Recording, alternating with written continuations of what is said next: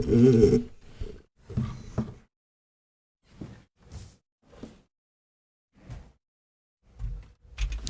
I apologize for the inconvenience. We have 2 bids for 8692 2019 Capitol Main Replacement Program 6-inch main in Cassuth Avenue and 6-inch main in Palm Street Water Division.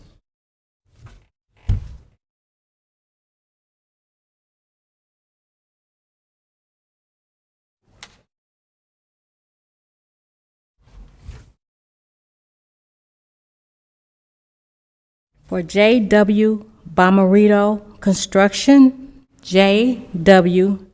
BOMMARITO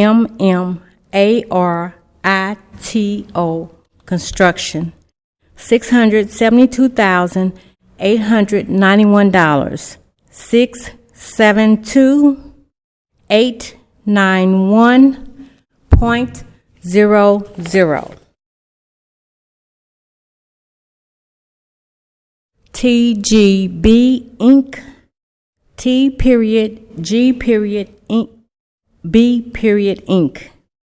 $959,099, 959,099.00.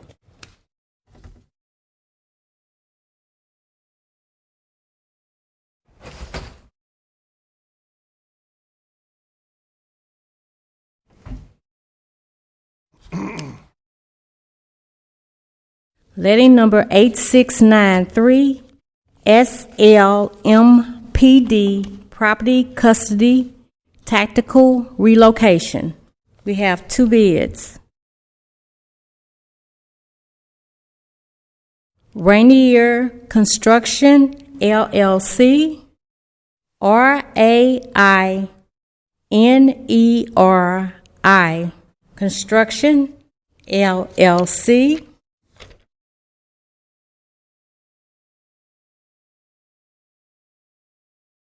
Total base bid, $3,994,801. 3,994,801.00.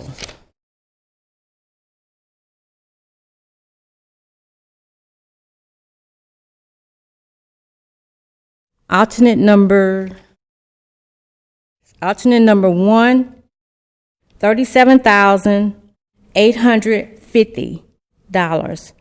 37850.00. Alternate number 2, $17,400. 17400.00. Alternate number 3, $61,994. 61994.00.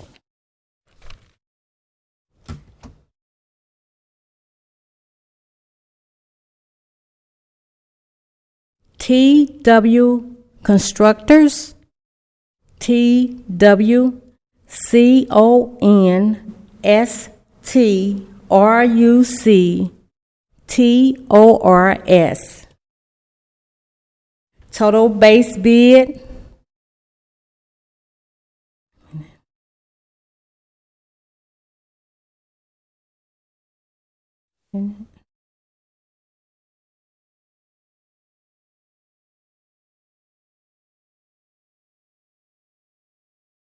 $3,492,154.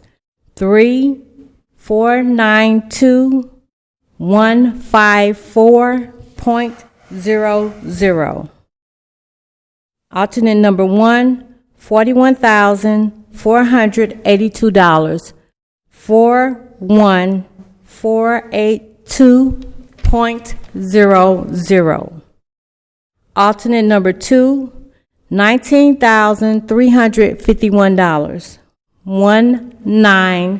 351.00. Alternate number 3. Alternate number 3. $47,993. 47993.00. With the low bidder, please meet with Ms. Bryant in the hallway. Thank you.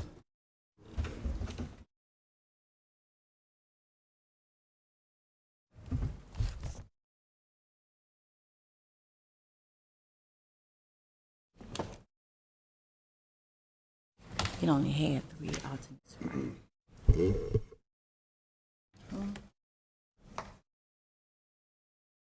Hearing number 8228. This hearing numbered 8228 is being conducted pursuant to Ordinance 68607 of the City of St. Louis. Appellant Thomas E. Archer has appealed the Commissioner of Forestry's decision to service a dead tree at 3440 Halliday. The Board of Public Service has in its possession the following documents, which are being introduced into evidence. Item 1. A certified copy of Ordinance number 68607 of the City of St. Louis. Item number 2.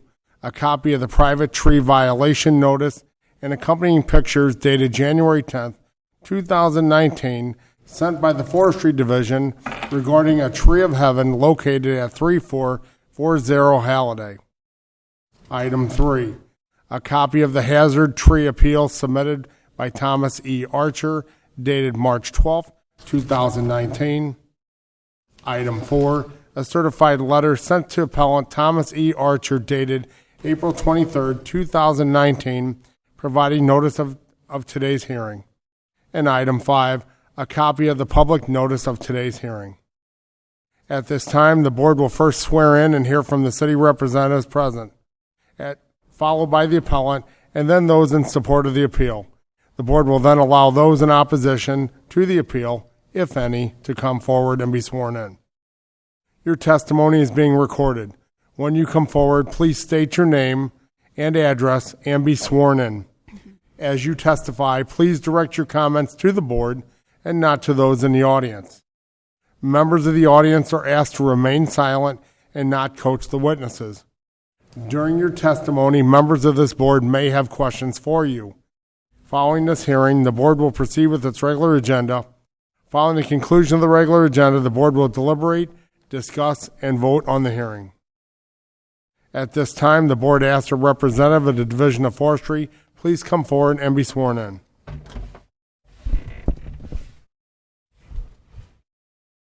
Raise your right hand, please. I do. What's your name for the board? Gerald Overman. I'm an urban forester. Can you please tell us about your investigation, sir? Yes. I first went to the location next door, and I do believe that's 34, 36, or 38. And I wrote that property owner the violation. When I first went to the location, it was July, August of 18, and everything was in full leaf. So when I went into the alley to look at the tree looked like it belonged to that property. Well, that property owner had responded back and said it was not their tree. It belonged next door to 3440. So back in January, I went back out. Now all the leaves are off. I can clearly see that the fence makes a direct jog. So it goes back for about 10 feet, and then it jogs over 4 feet in the direction of the tree. So, not being a professional surveyor, I got to the city assessor's office, found out what the width of the property was, which was 33.10 feet. So I measured it from the alley using the retaining wall, went to the other side of the property, measured off 33 feet, 10 inches, and it goes beyond the center of the tree. So as, tree precedent, it belongs to 3440, not the neighboring property, as far as I could tell. The only other way to, I told the property owner, you have to get a surveyor. I'm not a professional surveyor. I might have missed something. So is there any debate here at all that the tree needs to be removed? The tree should be removed. It's a brittle tree. It's still green. There's large wounds at the base of the tree, which is up against the concrete of the alley, which that in itself is not a good scenario. But then there's also internal decay, and with an already brittle type tree, it's best that it is removed for the well-being of both property owners. And you would consider it a safety hazard in your opinion? My opinion, yes. Okay. Any further questions from the board? Okay. Thank you very much. Thank you. The board asked if there is any other city representatives here who wish to testify on this matter to please come forward and be sworn in. Seeing none. The board asks the appellant to please come forward and be sworn in.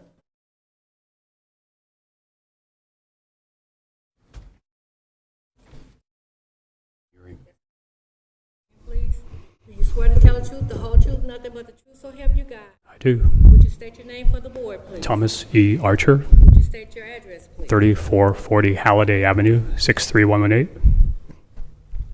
Please talk to us, Mr. Archer, about your thoughts on this matter. Pardon me? Your appeal on this matter. Can you discuss that with us, please? I'm having a hard time understanding it. Okay. That hearing's not Sure, no really- problem.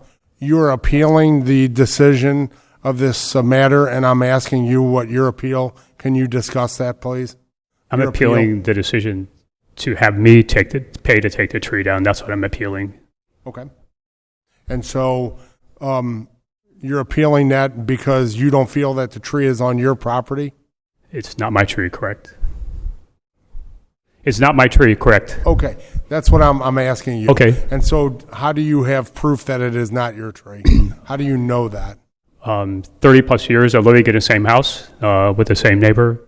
Other things that happened, as I said in the letter I wrote, a maple tree that was also on the property line, 2 maple trees, fell, landed on my house, and the neighbor paid to have it taken down because it was her tree.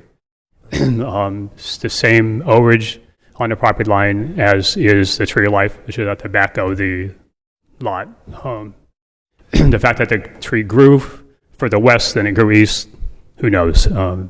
So it grew across the property line. So I maintained a tree when it needed trimming, and I paid to have it trimmed and those kind of things. I made sure the utilities came out and trimmed it off the lines and stuff like that. I pick up branches from that tree every day in my property, from large ones to small ones. It's a dirty tree. So, but it's dying a slow death, and it's been dying for a long time. And concerned that it would be damage to people on the patio right there, or to my property, a fence, other things like that. So I don't feel it's mine. I never claimed it as mine. So in your opinion, it belongs to your neighbor, correct? That's correct. Okay. And that address that you believe it belongs to is? What's the address you believe it belongs to? 3438. 3438 Halliday. 3438 Halliday. I'm sorry. 3438 Holiday. Okay. And so my next question would be is, have you had a discussion with the neighbor about the tree? And are they aware that the city has an issue with the tree? I'm not sure what she's aware of. I didn't talk to her about the tree because we just don't talk. We haven't for a while. We try just to be civil neighbors. I don't talk much. I don't see her much. If I needed to communicate with her, I'd leave a phone message on her voicemail or something like that. But that's about the only way to communicate. I did not, to answer your question, I did not speak with her about this tree. Okay. This tree. So it seems to me that a discussion needs to probably happen there and, determine this. Obviously, the Forestry Division are not professional land surveyors licensed in Missouri, but there are professional land surveyors in Missouri that could easily be employed, and they could drop 2 points and they could tell everyone here Right. in a pretty quick amount of time whose tree it belongs to. Now, the question also is if the tree was planted and it was relatively small and it grew and it happened to grow more on your property than onto the other property, well, then you become the apparent owner of it. It's just the That's way it works. interesting. Okay. Okay, so I'm going to let the forestry commissioner speak to it and maybe give his standpoint. No, that's correct. I mean, if that property line's dead center on that tree, then, I mean, it's both of your property. You know, then we have to share the cost in that removal of that tree. But exactly right, where the tree was planted, usually, you know, will grow out from circumference equally. Right. But from what Jerry and I saw that day, we talked to you in the alley. It looked like it was on your side of the what appears to be the fence line, and where that her brick wall kind of ended. It looked like it kind of came up right at the end of her wall and grew from that point. That's just from me looking at it, you know, that day. So again, without a surveyor there, without having that pin there and just saying exactly where it is, we're all kind of guessing here. So we altered the property line when the fence was put up because both those maple trees were there, and there's no way to put the fence up. So we jogged around two maples and we jogged around the big tree of life, because there's no other way to put the tree up. That was at the advice of the fence company, and we discussed that at the time and agreed that would be the way to do it. So that was up front and we talked about it. It wasn't a surprise. Right, and I guess the big thing was when Jerry went out there and he got your measurements. Well, I think he said it was 33 10 inches. So again, he's not on a point that he can see, but he's pretty much guessing probably within 3 or 4 inches. But that came over and it was well beyond the center point of the tree. So again, that's kind of indicating that it was your tree, and that's what we're going off of. It's too bad the two maples aren't still there. Right. Because they look the same way. Mm-hmm. And it wasn't my tree. Not to say that those, I mean, maybe they... I mean, she claimed that tree. I understand what she claimed, but no one really knows where that property line is until we get it surveyed. So who pays for a survey? That would be you or the neighbor would have to pay for that survey. So, you know, I would like to know. I mean, I have my property surveyed just so I know where my corners are, and then this would put to bed the argument. Then we would know for sure if it was your neighbor or if it was yours. Because it is on private property, we have no jurisdiction to do any surveying work or anything along those lines. It's up to the homeowners to do it.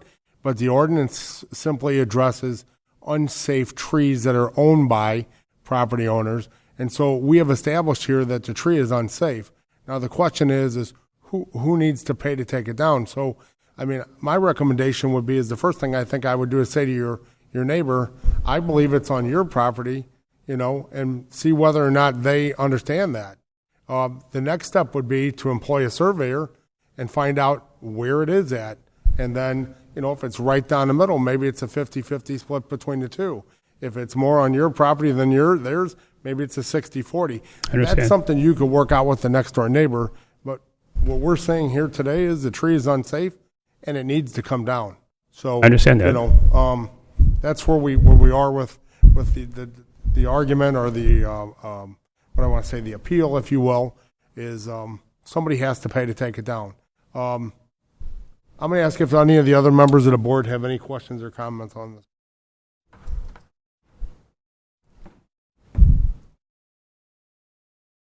No? So I think what I would do is, my recommendation is I would have a conversation with your neighbor pretty quickly and try to figure out who's responsible for the payment of it. Someone will send this to me in writing, like everything else came? Right. What your recommendation is?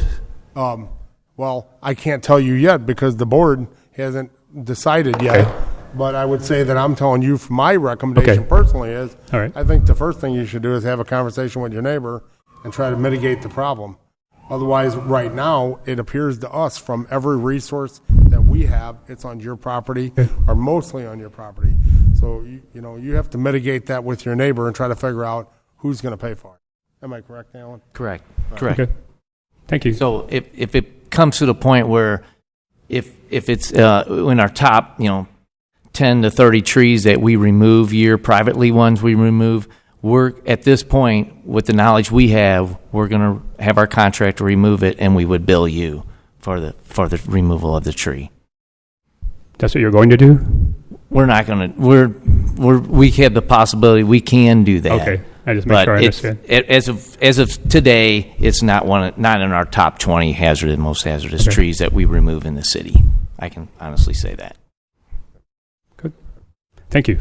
But not to say that a windstorm could come up tonight and make it one of our top 20 most hazardous trees. It's real possible. I expected it to be down in the last storms we've had. And that's our biggest concern is, what if it does fall on the neighbor's garage and does damage, then they're going to be looking at both of you guys to pay for their garage. I understand. Thank you. Yep. Thank you very much, sir. If there's anyone else in favor of the appeal that wishes to testify, please come forward and be sworn in at this time. Seeing none. If there's anyone who is in opposition to this appeal that wishes to testify, please come forward and be sworn in.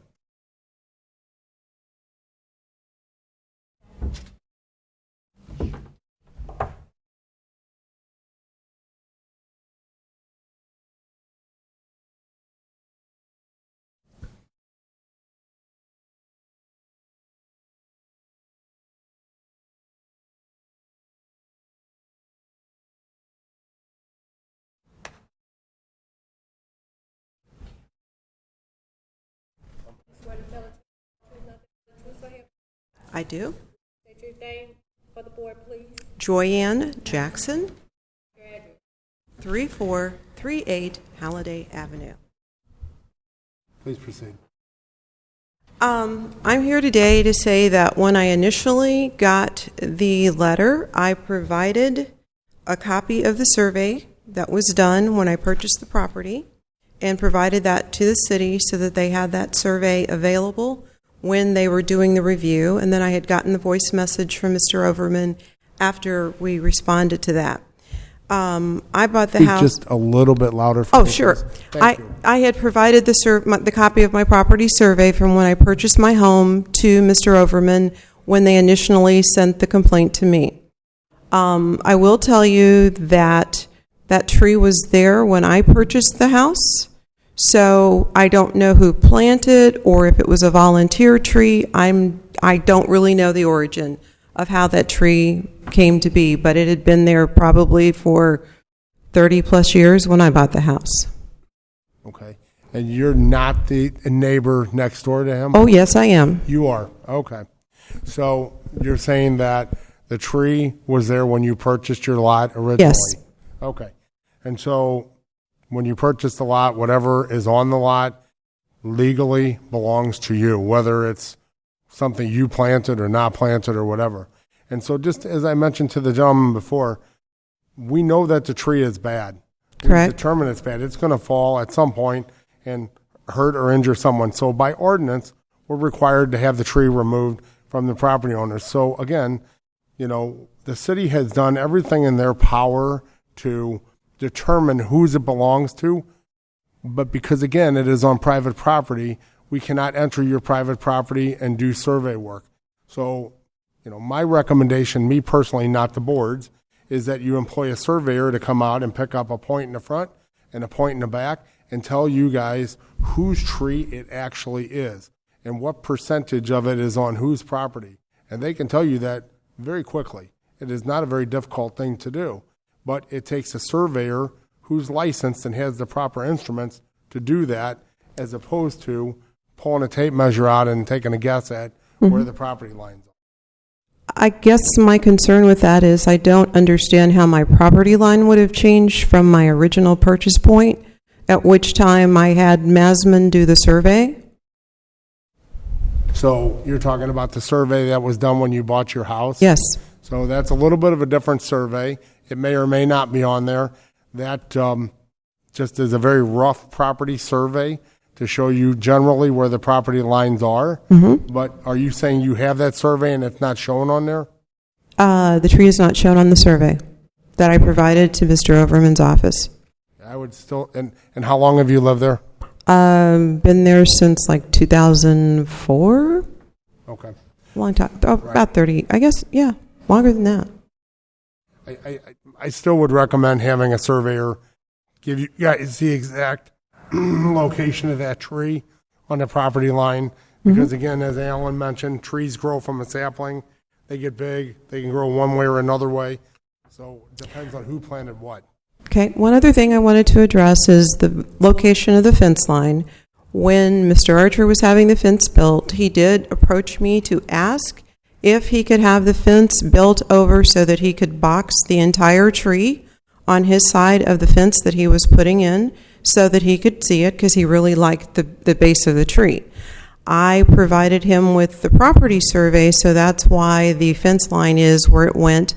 And the one tree that was in the fence line was damaged during the ice storm. So it was physically on my side of the property, so I had that removed at the ice storm time. Okay. So that was, his initial request was to build the fence so that it was completely boxed on his side. Then no one would have thought it was my tree based on where he'd put the fence. So I would say this about a fence, and this is just a general rule of thumb. When you build the fence, whoever builds the fence typically puts that fence on their property, okay? And it doesn't matter if it's an inch or a foot or 10 feet, as long as it's on their property, you can build it and box out whatever you want to box out. And then, so at the end of the day, the fence line doesn't really tell me where the property line is. It's something that's installed by a contractor. You're supposed to have a survey, but they don't always do it. So, again, I think a survey would be a better thing to go with than considering where a fence line might be. Other questions or comments, Alan?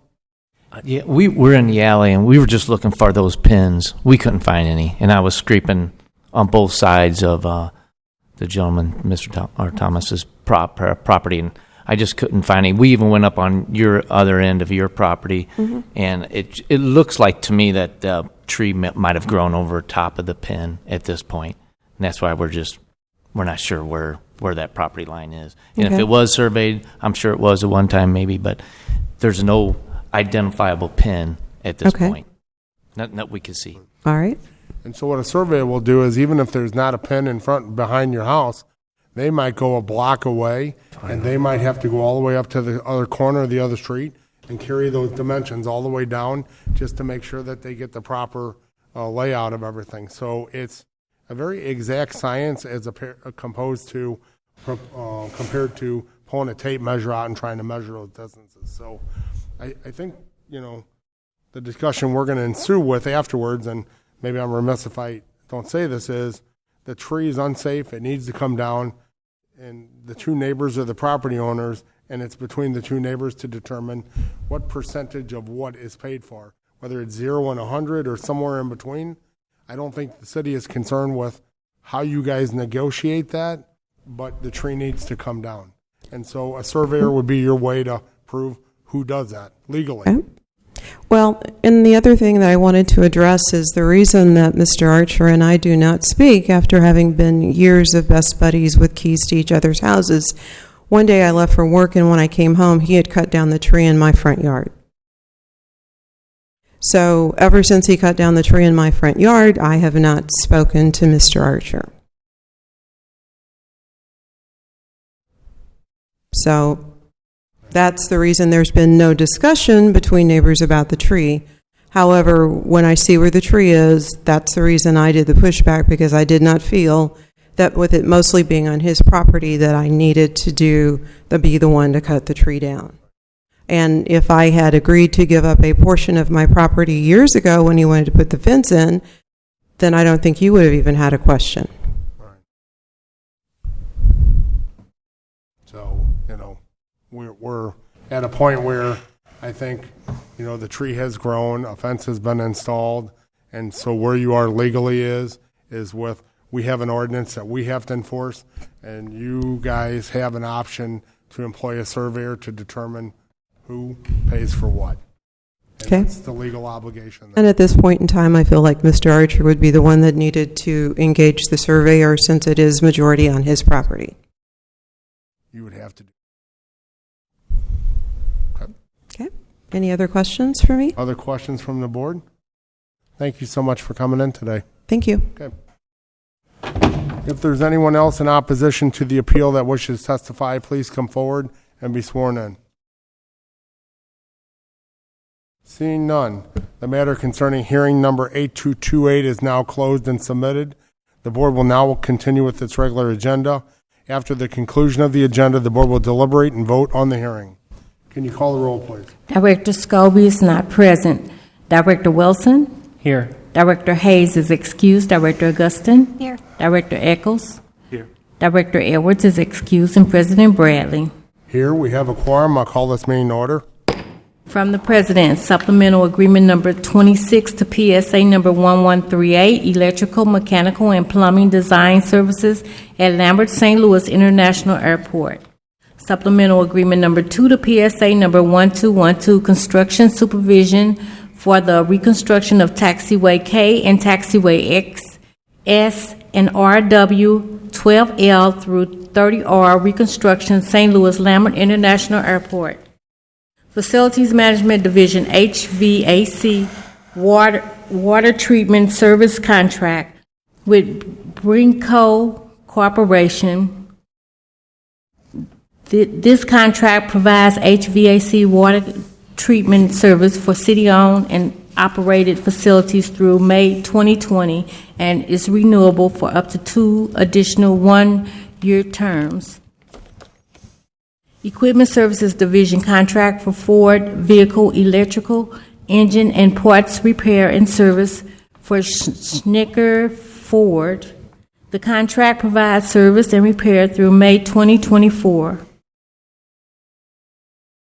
From the President and Director of Streets, joint recommendation that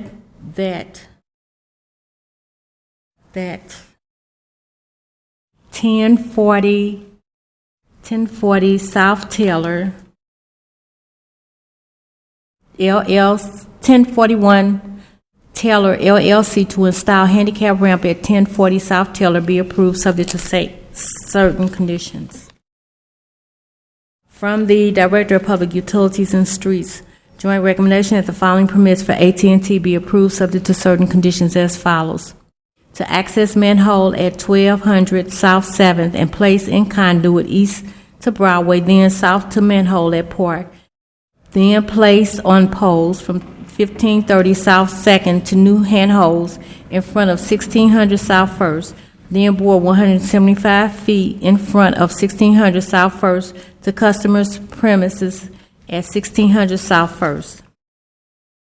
Start at existing AT&T manhole located on Gracia between South Broadway and South 6th Street, side of 801 South Broadway. From this manhole, place fiber cable 80 feet north across Gracia and down the alley through an existing 4-inch pipe. At the end of the pipe,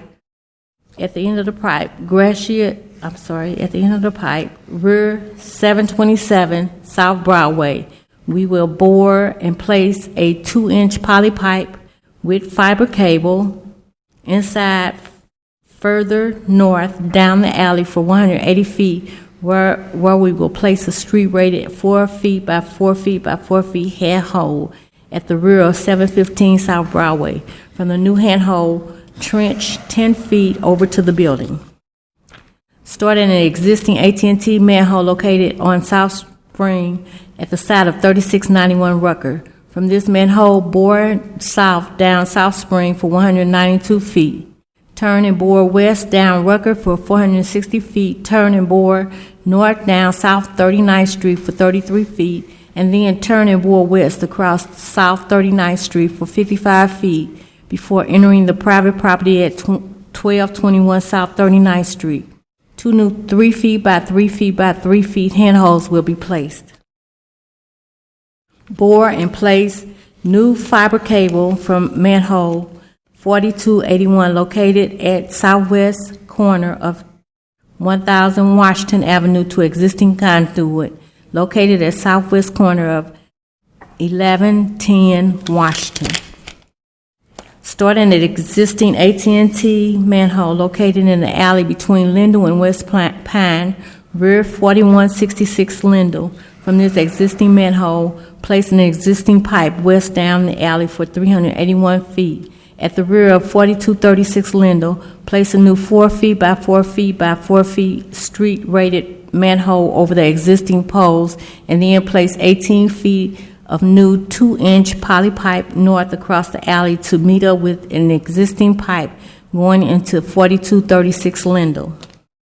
Recommendation that the following permits be approved subject to certain conditions as follows.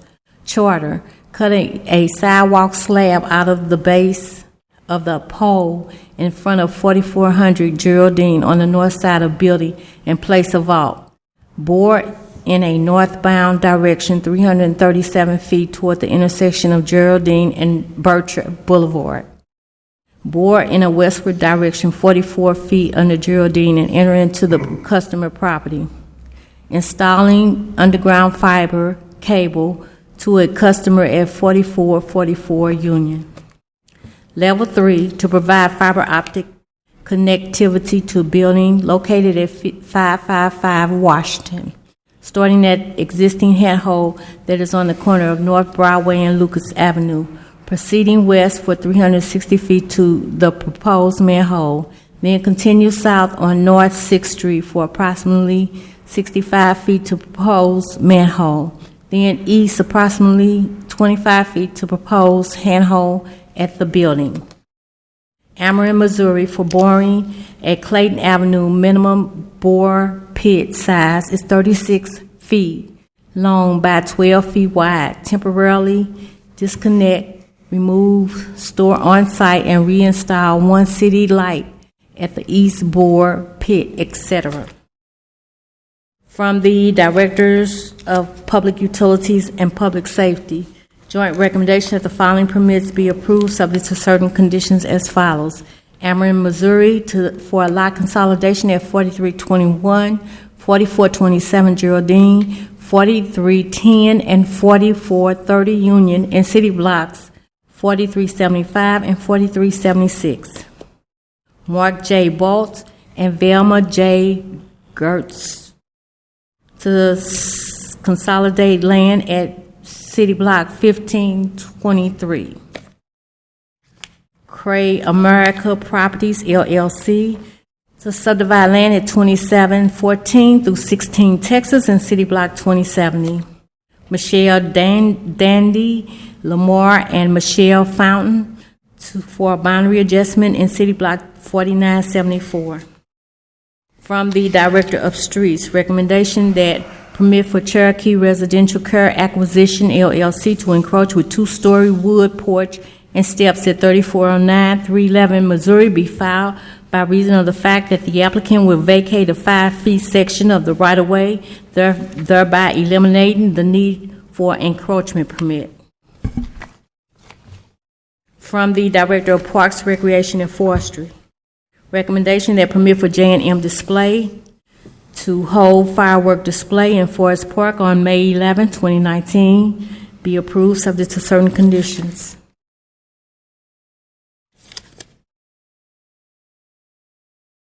Reference to request a letter from the Director of Parks, Recreation, and Forestry to request from Ameren to build substation along north side of Clayton Road between Clayton and Euclid on behalf of Barnes Jewish Hospital. The substation will be within BJH Hudlins Park leasehold.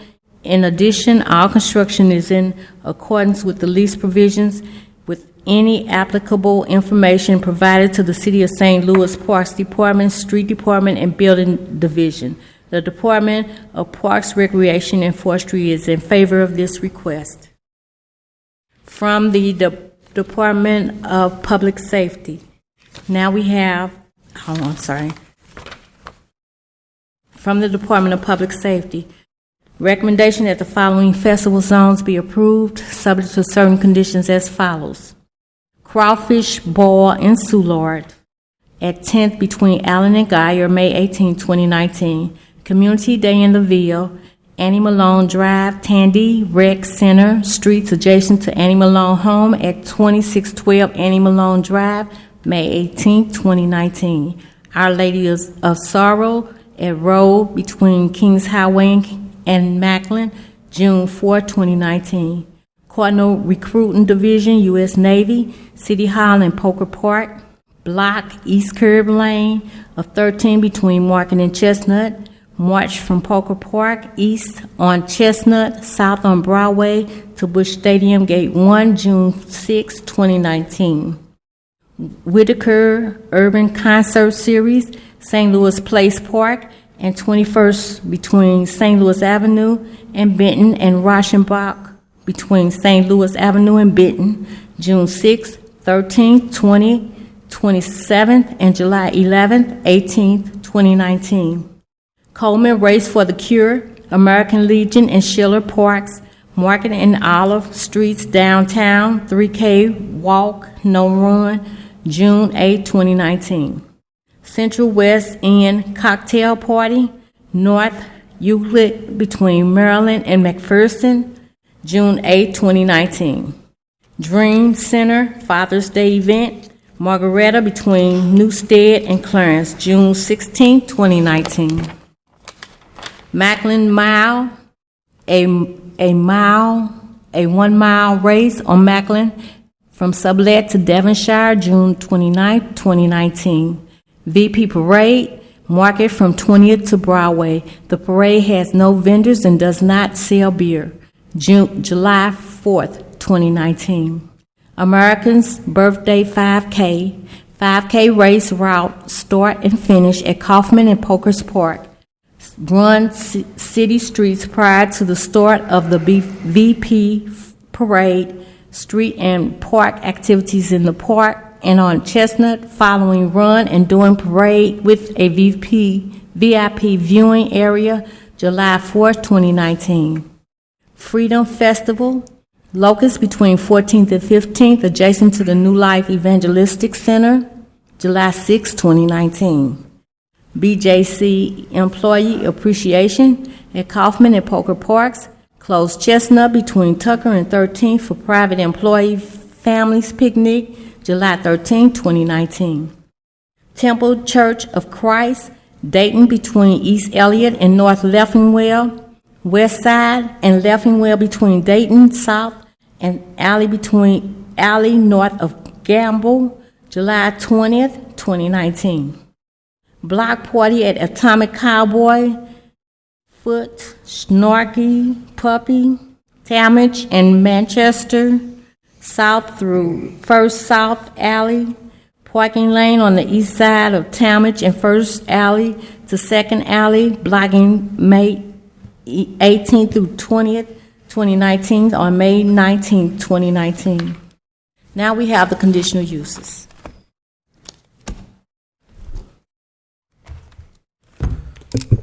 Good afternoon, members of the board. President Bradley, excuse me. My name is Dylan Mosier, Conditional Use Hearing Officer for the City of St. Louis. Per Board Order Number 766, transmitted herewith the recommendations for the following conditional use agenda applications. Approval with conditions is recommended for 7 applications. Those are as follows: 6018 Pershing, 4705 Hampton, 3128 Morganford, 3878 Page, 3553 Delore, 5306 West Florissant, 4965 Dr. Martin Luther King. I request these recommendations be approved as submitted. Are there any questions on the conditional uses from the board? Take a motion, please. I move to approve the conditional use applications as read. Second.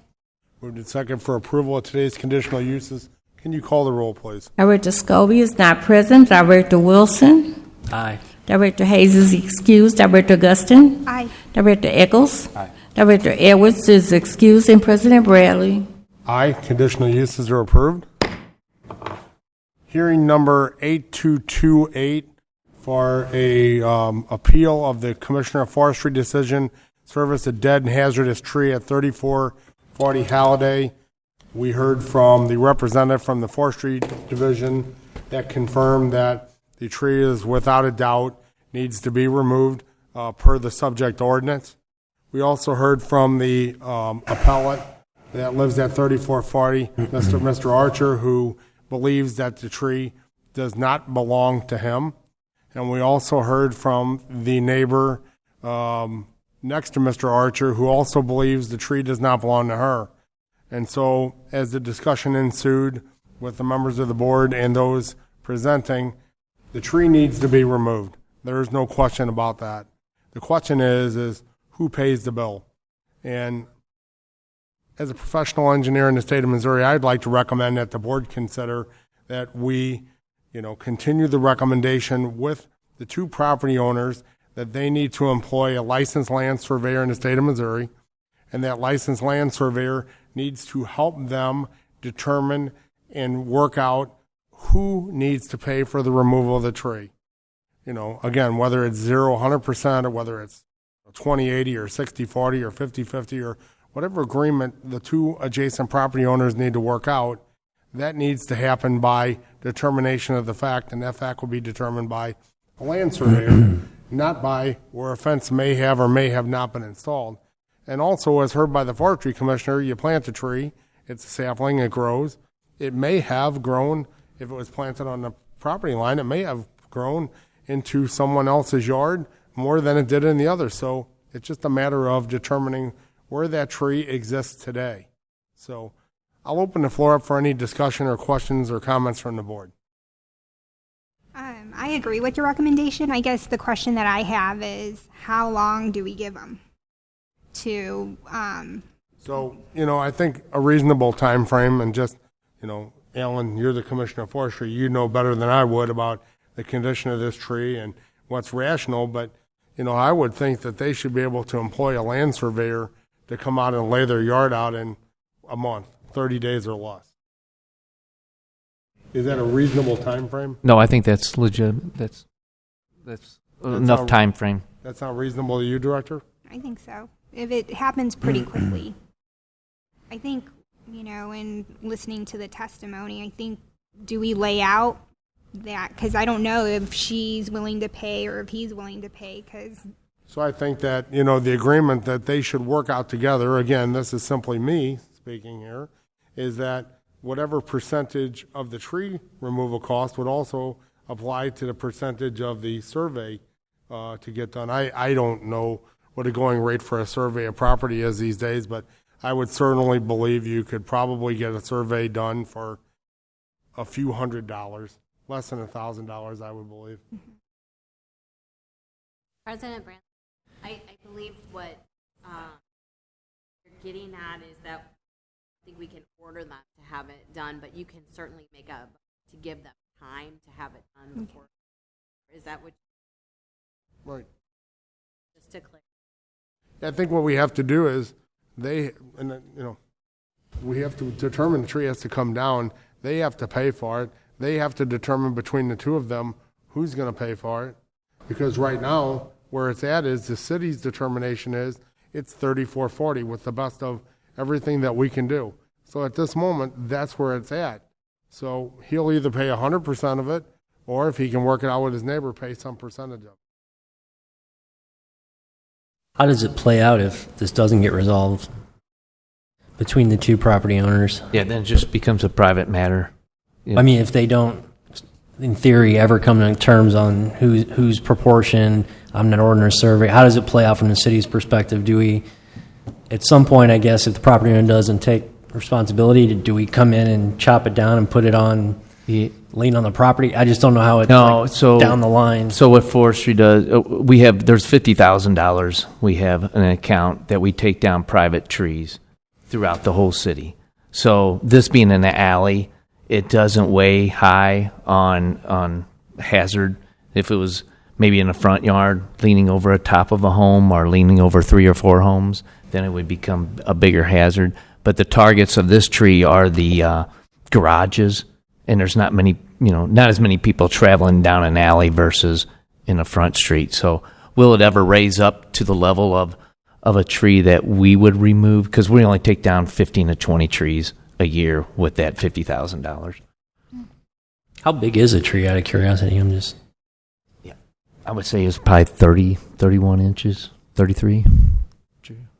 No, bigger than that? Is it?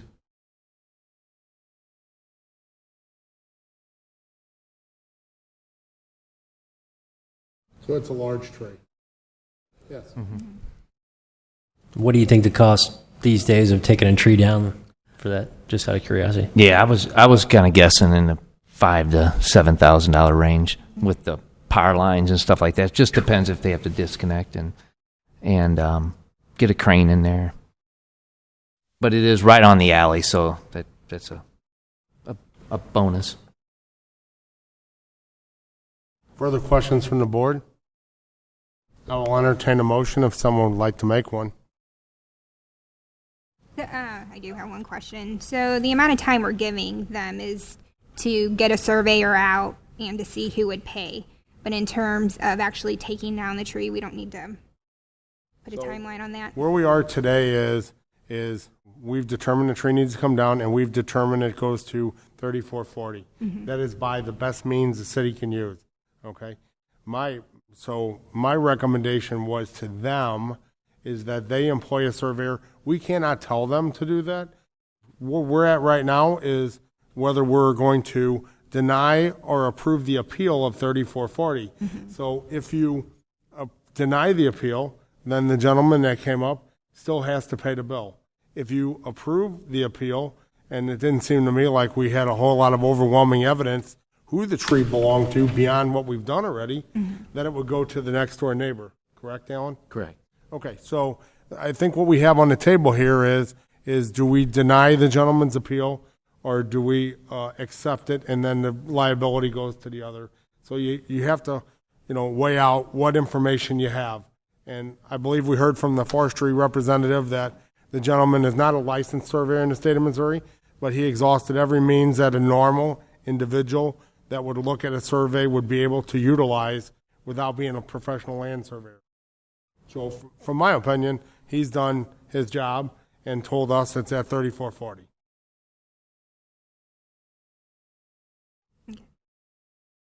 So do we want to deny or approve the appeal? That's the question. Can we postpone making a decision on regarding the appeal until we have additional evidence, or give them an opportunity to have a surveyor? We could postpone and see what happens. The question with that becomes then is do they do anything? And so I think you have to weigh out the evidence of the testimony that was here today. How did it get to 3440? And then the gentleman from 3440 that came up and said, it's not on my property. Did he compel you? Did he give you anything as far as measurements or anything hardcore solid that would tell you that what the Commissioner of Forestry's representative presented to you is incorrect? He basically came up and said it's not on his property because of where a fence is, but then the explanation I gave about a fence is you can put the fence anywhere on your property you want to. So that doesn't really mean it's not on your property. Counselor, do you want to weigh in on this at all? Well, I mean, I agree earlier. If you gave a continuance, it would certainly be a courtesy for them to try to resolve the property issue. Before us as to whether or not he's responsible for the tree that was adduced. Everything you said is accurate. Those are our options. So do you, in your opinion, feel like the city has enforced the ordinance the best way they know how? Well, I reluctant to give a legal opinion in an open meeting if we were going to close to talk about that. From testimony today I can't. that you heard, that's what I'm asking. I can only give a legal opinion if we were to go into a close as far as that. But I mean, you're certainly clear about the options that you. Okay. Any further discussion? Is there a motion?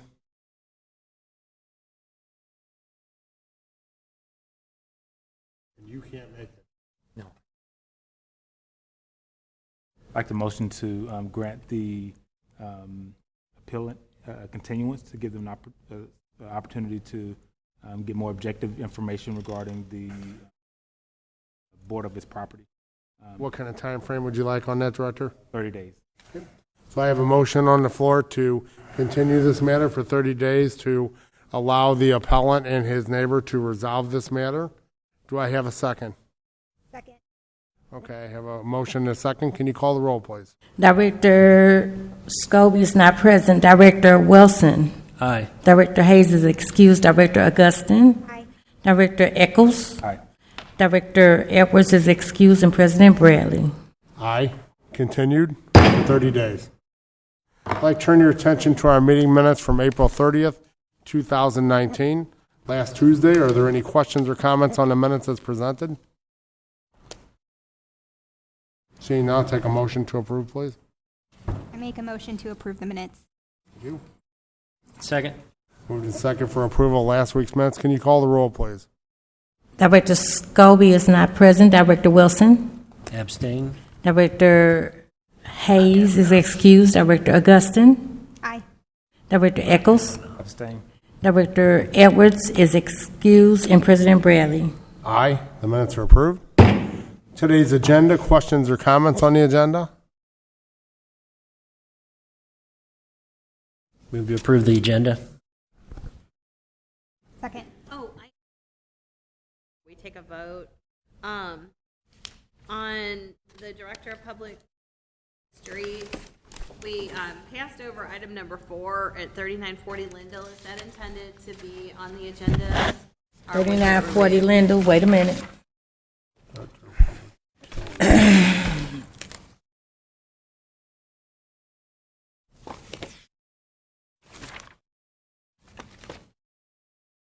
I'm sorry if I did. It's in here. Start at the existing handhole at the rear 3940 Lindell. From the handhole, saw cut, remove, and restore 10 south to 1 inch into alley, and then turn and bore west down the alley for 45 feet. At that point, turn and enter private property at the rear of 3948. And my other, thank you, it's a long agenda today. And my other question is on the Director of Streets, the Cherokee Residential Care application, was that announcement that there was no need for an encroachment permit? Wait a minute.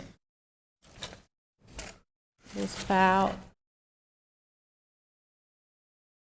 Applicant will vacate 5 feet section of right-of-way, thereby eliminating the need for an encroachment permit. So what is the Director of Streets asking to happen? I think that the encroachment's filed because it's not necessary because it's vacated, therefore it won't be on public right-of-way. Right. Yeah. Thanks. Any further comments or questions?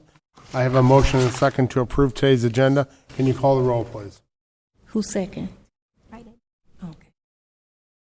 Director Scobie is not present. Director Wilson. Aye. Director Hayes is excused. Director Augustine. Aye. Director Eccles. Aye. Director Edwards is excused, and President Bradley. Aye. Today's agenda is approved. Motion for adjournment, please. So So moved. moved. Or second. All in favor? Aye. Aye. Meeting adjourned. Thank you all.